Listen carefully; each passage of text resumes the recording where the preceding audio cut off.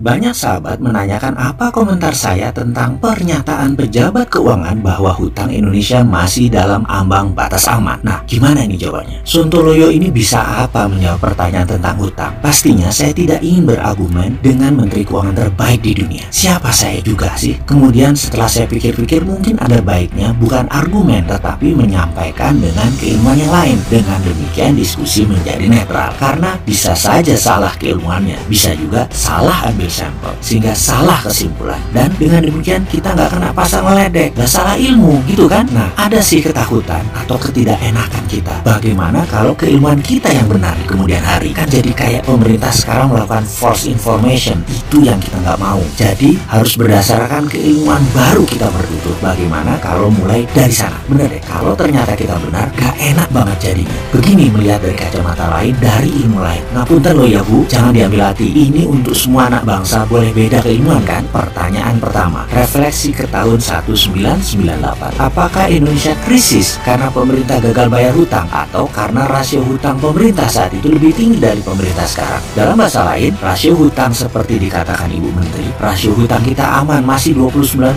dari PDB, di mana batasnya 60% sebagai batas bahaya atau krisis. Kembali dipahami pertanyaan pertama. Di Indonesia di tahun 98, krisis karena rasio hutangnya tinggi atau karena gagal bayar hutang? Fakta adalah di tahun 1998 rasio hutang kita di batas aman, dalam kurung baca seperti sekarang. Tetapi dalam sekejap rupiah melemah jadi 15.000 dan Indonesia gagal bayar, menjadi negara paria, menjadi negara lumpuh. Jadi kembali ke pertanyaan rasio aman. Kita aman secara buku, namun rentan secara kemampuan bayar. Kalau rupiah mendadak jadi 17.000 atau bahkan jadi 20.000, kita Indonesia langsung lumpuh. Setuju dengan keilmuan sederhana ini atau masih percaya rasio aman? Artinya aman 100%. Boleh lanjut? Ini monggo loh. Saya ini dianggap Sontoloyo nyinyir, monggo loh ya. Selama pakai keilmuan lain berdalih data, monggo. Jangan sampai pakai emosi mentang-mentang penggemar berat seseorang lalu beda ilmu dianggap salah dan berdosa. Ngapunten loh ya bikin emosi. Lalu masalah hutang dilihat dari asal yang berhutang. Apakah hutang pemerintah, hutang BUMN, hutang swasta, plus off balance sheet liability lainnya. Lalu kita melihat bagaimana kita nyaur atau nyicil hutang tersebut atau membayar kewajiban hutang tersebut. Apakah dengan berhutang lagi alias bayar pakai pinjaman hutang baru lagi, atau dengan pendapatan proyek, atau dengan jualan aset, dan banyak lagi caranya. Dalam tahun 1998 masalahnya hutang negara, hutang swasta, hutang BUMN menumpuk di satu tempat, tapi semua hutang mata uang asing alias hutang dari pinjaman luar negeri, jadi rentan dengan naik turunnya kurs. Di tahun 2019 ini hutang negara, hutang BUMN mendominasi, swastanya sedikit. Lalu dikatakan bahwa Jepang, Amerika adalah negara penghutang terbesar. Nah ini menarik, benar, setuju. Hutang diambang rasio atas alias sudah di atas 50% dari negara Amerika dan Jepang. Namun di sekolah saya diajari juga cara melihat data dengan cara lain. Maaf ya, mungkin karena kampus pinggiran beda dengan kampus Bonafit, jadi ilmunya masih ecek-ecek saya ini. Begini kami diajarkan, hutang Amerika menggunakan mata uang negaranya sendiri alias hutang pakai mata uang dolar juga, jadi tidak ada potensi rugi kurs. Dan juga pembeli surat hutangnya ya warga Amerika sendiri, pengusaha Amerika sendiri, perusahaan Amerika sendiri, atau pinjamannya jadi pinjaman dalam negeri yang banyak. Demikian juga Jepang, dana pensiun Jepang duitnya banyak dan dipakai beli surat hutang negara sendiri, yen ketemu yen. Sekarang hutang